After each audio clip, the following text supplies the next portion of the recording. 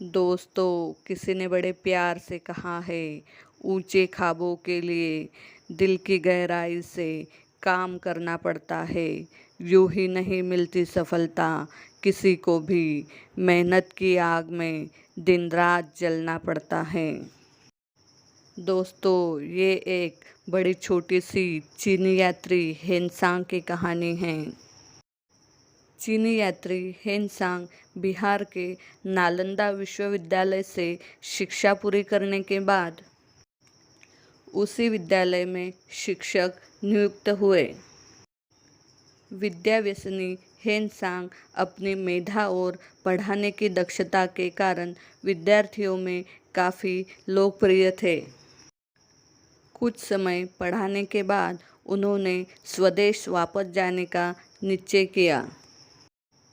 वहाँ पढ़ाई कर रहे 15 चीनी विद्यार्थियों को जब ये खबर लगी कि हेनसांग वापस चीन जा रहे हैं, तो वो भी उनके साथ हो लिए ताकि सत्संग का अवसर प्राप्त हो। नालंदा में अध्ययन करते वक्त उन्होंने सारी पुस्तकें अपने साथ ले ली। प्रस्थान के लिए एक नौका तय की गई और सभी तय किए गए वक्त पर उस पर सवार होकर अपने देश के लिए रवाना हुए। दुर्भाग्य से रास्ते में हेनसांग के दल का सामना भयानक तूफान से हुआ। तूफान में फंसकर नाव हिचकोले खाने लगी। नाव पर सवार सभी लोगों की जान खतरे में पड़ गई। सामने गंभीर संकट देखकर नाविक ने कहा, नाव काफ़ी भारी हो गई है और उसका आगे बढ़ना मुश्किल है। इसलिए नाव का वजन कम करने के लिए इसमें रखी हुई कुछ पुस्तकों को फेंकना होगा। हेनसांग पसोपेश में पड़ गए।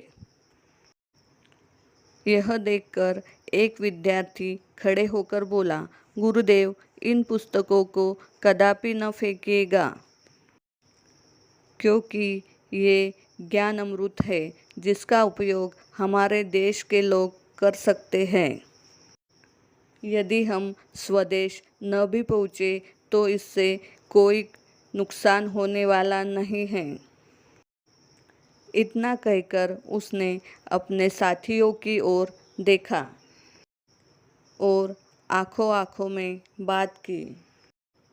बस फिर क्या था, सभी एक एक करके समुद्र में कूद गए। हेनसांग कुछ कह पाते इससे पहले ही सभी समुद्र के गहराई में विलीन हो गए। शिष्यों के नाव से कूदते ही नाव का भार काफ़ी कम हो गया था और नाव अपने गंतव्य स्थल की ओर बहुत कुछ गंवाकर और ज्ञान के मोती सहेज कर रवाना हो चुकी थी। दोस्तों, इसलिए कहते हैं कि ज्ञान सबसे कीमती चीज़ है।